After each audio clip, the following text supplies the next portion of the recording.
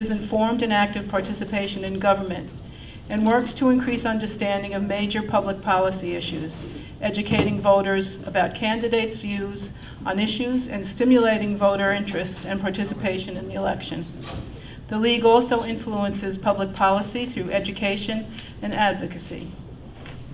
All cell phones should be turned off as a matter of courtesy. The forum is being videotaped and will be posted in its entirety on the League of Women Voters website at www.lwvofnassaucounty.org. The League of Women Voters of New York State has adopted a no empty chair events policy. We require at least 2 candidates to be attending to have a forum. No one can substitute for a candidate. Therefore, if only one candidate accepts an invitation, or if only one candidate shows up for a debate, the only option is to cancel. Initially, candidates Miller and Vobis declined to participate. On October 18th, Ms. Miller said she would participate, but Mr. Vidas informed us that he had made another commitment and could not attend, and Mr. Vobis also had another commitment. For that reason, the candidates forum, the New York State Assembly District 20, was canceled this evening. Although members of the audience may feel strongly about statements which are made, we request that you hold your applause till the end of the forum. Our moderator this evening will be Jane Thomas. She's a member of the Port Washington League. She does not vote in our district, and our timekeeper does not vote in our district either. So enjoy the forum. And with that, Jane? With that? Good evening, everyone. Jane Thomas from the Port Washington Manhasset League. To be specific, I'm only saying that because our timekeeper, Judy Esther Quest, is from the Manhasset part of the Port Washington Manhasset League, so I wanted to clear that up. All right, so we have 2 candidates tonight, as you know, Francis X. Becker, Jr., and Todd D. Kaminsky. They have chosen, tossed a coin or something, and Todd Kaminsky has won that. Do you opt to go first, are you? Yes. Okay, very good. The speaking order was determined then. Each candidate will be given 1.5 minutes to make their opening statement, and we will then proceed to the question and answer period. There will be a rolling sequence for responses in the question and answer period. I'll try and keep track of that. The speaking order will be reversed for the closing. I will read questions submitted by members of the audience and screened by a committee at the League of Women Voters of Long Beach. Only questions pertaining to the issues in this run will be allowed. No questions of a personal nature will be allowed, and the candidates will be given a 1.5 minutes to respond to each question. The timekeeper will hold up, and she has them, first of all, the 30-second card, you see, 30 seconds, and she will make sure to get your eye, both of you. And then, of course, a final stop sign when the time is up. If a person does not stop after completing the sentence that they're at, when that sign is up, I will have to interrupt you, but I am sure you're going to behave very nicely. All right, so anyway, let's hear first then from Mr. Kaminsky. Do you want to stand up, or it's up to you for your openings and closings? I'm ready. That's fine. Thank you. Good evening, everybody, and thank you for coming. Thank you, Fran, for participating. I've had the pleasure of being a public servant for the last 14 years, 10 as a prosecutor, and then serving in your state legislature. And it's been a tremendous honor. But in Albany, I've also seen some very troubling and disturbing things that I think we're really on the verge of correcting. And I hope to be a leader in correcting some of those things. You know, we have repeated corruption issues there that people don't seem to want to try to correct. And I think that's been true on both sides for some time, and I think it's time it ends. I think we have a current Senate right now that is unwilling to put forth any gun safety legislation, even though we have a gun violence plague in our country, and certainly that's keeping our schools from being the safe places they should be. Women's reproductive rights are not given their fair due, same with LGBTQ rights, and so many other important progressive issues. Why don't we have early voting in our state? Why can't we make sure that Roe v. Wade is something that's codified in our law And why can't we have a legislature where we know that our elected officials are going to care more about themselves than lining their pockets? These are all great things that we could do along with protecting our environment, but for too long special interests have gotten in the way. I believe that we have a chance for a state senate this year that is going to actually look out for the people and do some really great progressive things while looking after Long Island. And I hope to be a leader in those efforts, and I look forward to doing those things. At the same time, my office has worked hard on behalf of constituents, and we'll continue to do so. Thank you. Good evening. Becker. Thank you, Todd, for being here as well. I'm sure you were late putting those babies that you have at home to sleep. I want to thank the League of Women Voters for sponsoring this. Whenever I've run for elective office, I've always enjoyed the League of Women Voters debates because they're always fair and informative, I think. My name is, as mentioned, Fran Becker. I'm a lifelong Limerick resident. I have been married to my wonderful wife, Clementine, for 45 years, and we have 3 beautiful daughters and 8 grandchildren. And that's one of the reasons that I'm running for this seat. I believe that the spending, not only locally and in our state, but nationally, is unsustainable, and I don't want to see that burden placed on our future, and our children and our grandchildren. It's very, very simple. This race, at least locally, is not about Republican or Democrat. We're all Long Islanders first, and we have to keep the Senate Republican because, if you recall, 2008, when the Senate went Democrat, the 3 houses imposed the commuter tax on Long Island. They took away the star exemption, and the spending went out of control. And if you even listen to recent debates, the city Democrats, if the Senate goes Democrat, are looking to Long Island for our money. They firmly believe that we have too much in school aid here. Okay, thank you. Now, we'll start our questioning with you, Mr. Kaminsky, okay? First question is, because we're going to vote in a week or two, we'll have a question on voting. Voter turnout in New York State is lower than most other states. What legislation do you support to improve turnout and voter participation in our democracy? Sure. How much time do I have? 1.5 minutes for each answer. Okay.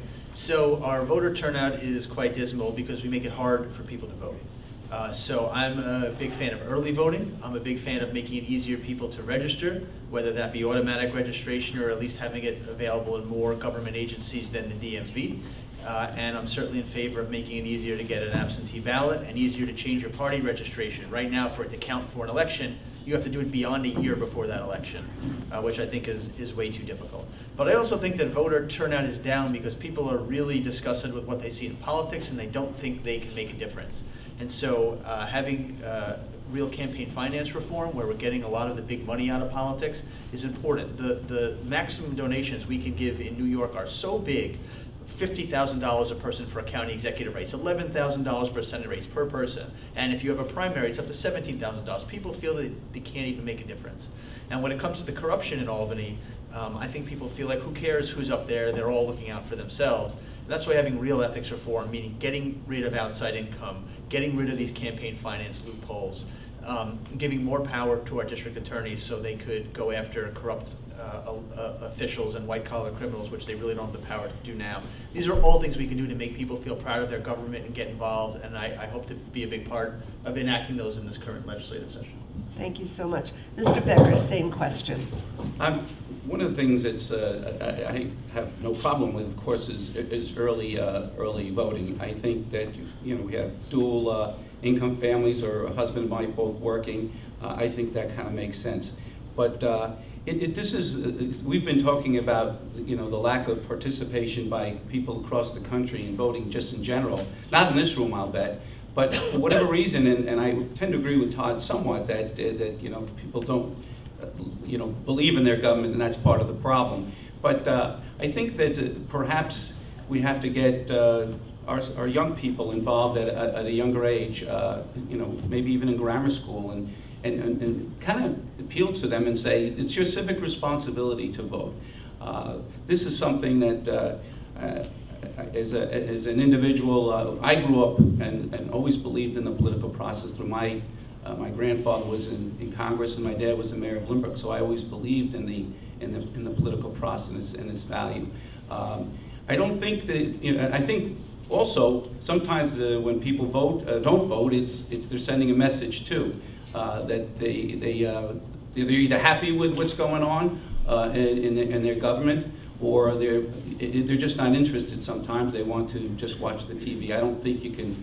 We've been talking about this for decades and decades and decades, and it never seems to, no matter even the efforts of the League of Women Voters, it never seems to have a real impact. But I think maybe working with children in school and encouraging me and helping them understand that it's a civic responsibility to vote, and that might help, I believe. Thank you.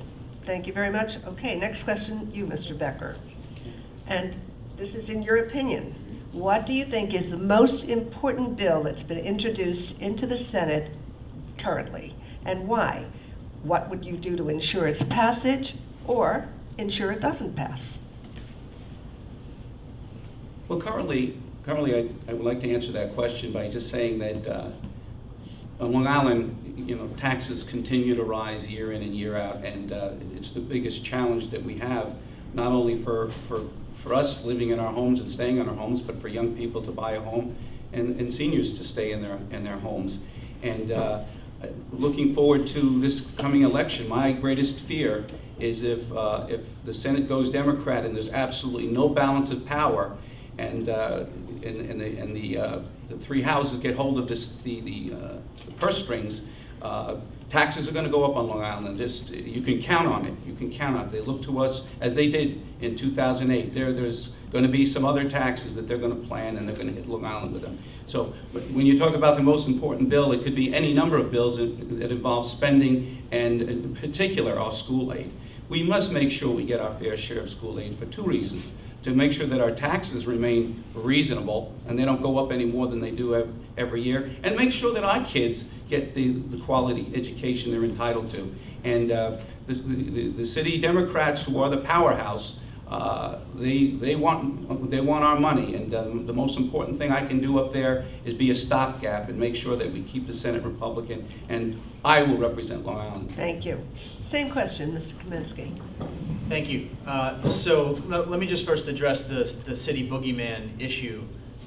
There's no one that's going to stand up for Long Island more than I have. I voted against taxes too many times to count, and protecting our tax cap and making sure that it remains affordable to live on Long Island is the #1 priority. There are no city members that can make me change that, can make our delegation change that, and I think the idea of saying, look, who cares what I represent, but the city people are going to come and try to steal your money, I think is a tactic that you have not fallen for in the past and you shouldn't.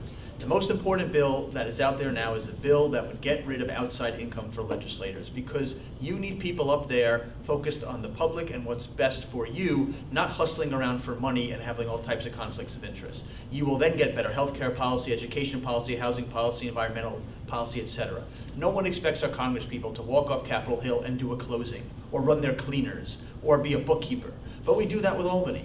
We have a $160 billion budget, and we're there a few months a year for a few days a week. We don't have the people that focus on it, and when they are focused on their jobs, they're often getting arrested for their outside income. It was true with Silver, with Skelos, with Espada, with Sampson. 4 of the last 5 Senate Majority Leaders got arrested. We're doing something wrong. And I think if we have good legislators out there with a decent pay who don't have to worry about hustling for extra income, we'll have better results economically and in all other areas of our state. Thank you. I can respond to that, right? No, wait, save it for your question. Don't you have like a No, response? that's no rebuttal. That's Really? rebuttal. You got to add that in there. No, seriously, you should have it in. Right? You really should have Sorry. a. You have in the can past. choose to use You that had for those in your. the past. Oh, well, we Almost usually do always that out of the for, debate, you've always had a rebuttal, at least one. not for this one when I was here last. League of Women Voters, there are questions that you answer. Yeah. No, And I've you been to can League of choose Women to Voters where there was a answer- rebuttal. Excuse me. It's okay, I don't want to get into Mr. debate about it, it's Mr. okay. Becker, It's okay, I'm just questioning, just Yeah, asking a okay. question. You can certainly choose to Okay. add that to your next answer. Mr. Kaminsky, first question to you, next question to you first. New Yorkers pay $24 billion more in taxes to the federal government than we get back to our own state. Money we need for infrastructure repairs and many other things. What would you do about this in the state Senate? Sure. Well, first of all, I think electing representatives in New York who are not, sycophants to Donald Trump, I think is the first thing that we could do. But we have the same problem in Albany, which is Long Islanders pay a lot more to Albany than we get back. And that's been also true under the Republican Senate. And it's a real big imbalance that we have to figure out. And so what I want to make sure is that any efforts we have to raise money, and there's a whole lot of them that people are discussing, whether it's gambling or a whole bunch of other things, I think we have to make sure that that is offset by helping people with their property taxes. That being said, we just have to be fierce advocates.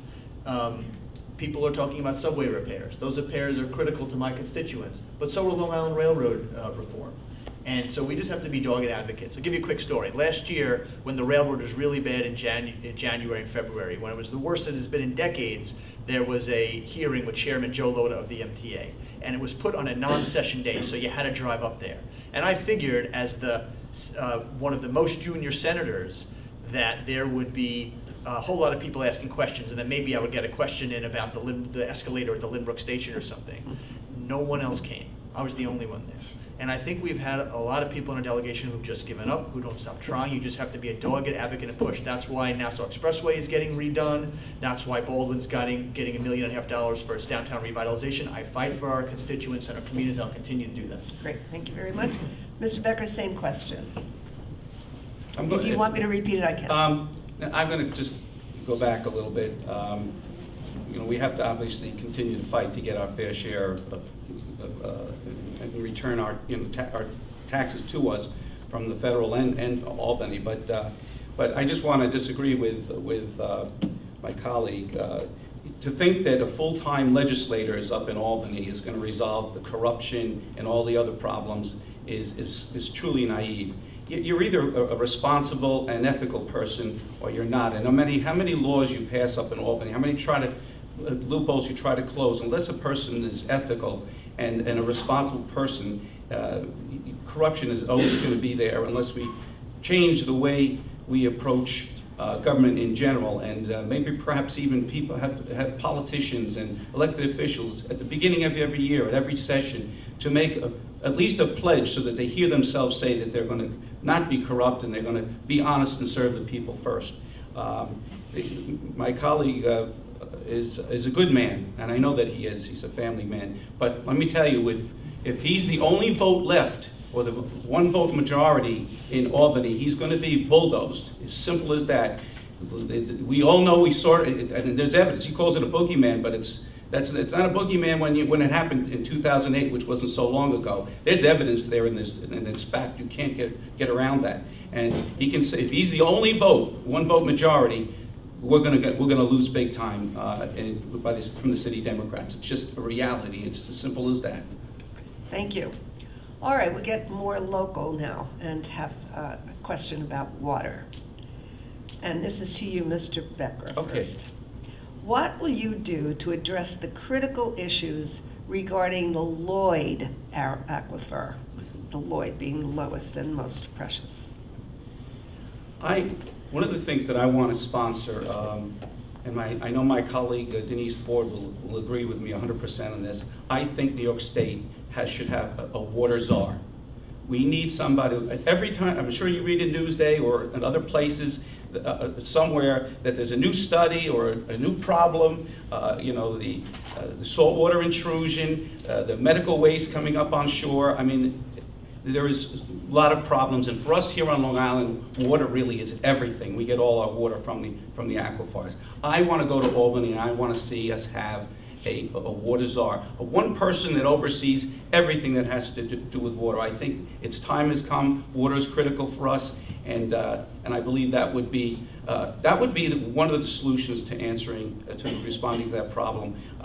Very fortunate in the last several years to work on the Western Bays. Unfortunately, we have Sandy, but we see that the Bay Park treatment facility. By the way, I was in the county legislature for 20 years, 10 terms. And so I was fortunate to be involved in some of these solutions. And we also passed a $100 million environmental bond issue, which preserved a lot of open space when I was on the county legislature. But I believe the time has come that we have to have one person, a water czar, responsible for everything that has to do with water, aquifers, lake water, ocean water, and pull all of the various different departments together and have one that's responsible to us and create solutions Thank you. for our future. Mr. Kaminsky. Thank you. For the record, a czar is gender specific. I would. Czaress. So I am currently the ranking member of the state's Environmental Conservation Committee, and I hope in 2 or 3 weeks to be named the chair of that committee. I think it's protecting our resources on Long Island is an absolute must, and we've already done a lot to do that, and there's so much more to do.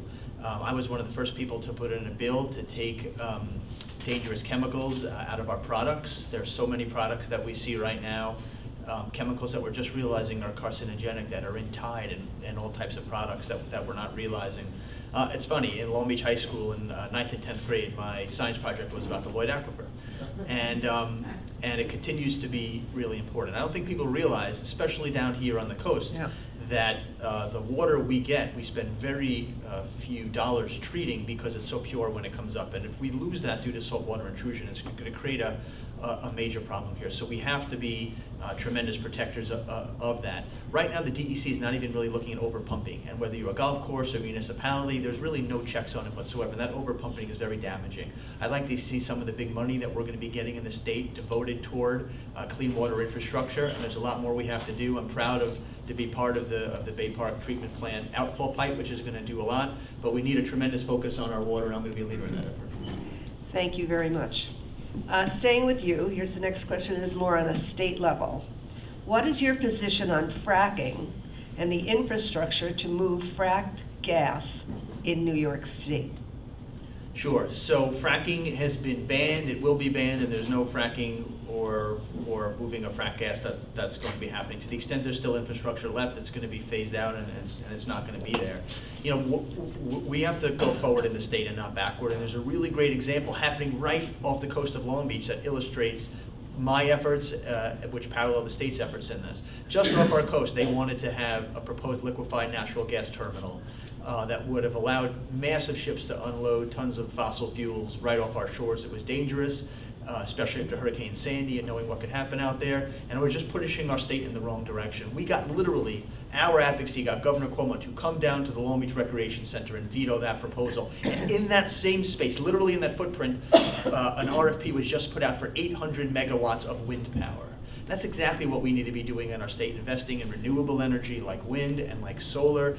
In all of the United States, there's a handful of projects. And New York, thankfully, is doing so much in that effort. And I certainly, if I'm the Environmental Conservation Chair, or if I'm not, certainly want to be a leader in that effort. We have not set the greenhouse goal reduction standards that we should. The Communities and Climate Change Act has not been given a vote in the Senate. It sure will be if I'm chairing that committee. We have a long way to go for the progressive energy policy that we deserve in our state.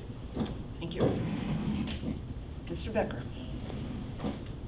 I think that you know, fracking is not permitted in New York State, and I'm not looking at this particular point to change that regulation. I think there's still questions about fracking that have to be answered, environmental questions, and until those are answered to my satisfaction and to the public's satisfaction, I think we should stay away from fracking. Just a broad theme, just a philosophy about just renewable energy in general, and it's just very interesting to me when you look at the statistics.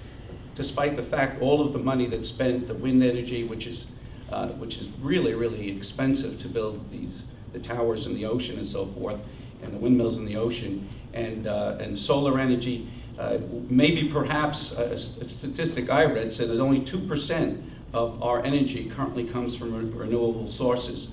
Which is, and it's very expensive, by the way. My fear with some of these quote-unquote progressive policies can at some points cost us a lot of money and make living on Long Island that much more expensive. That's my greatest concern.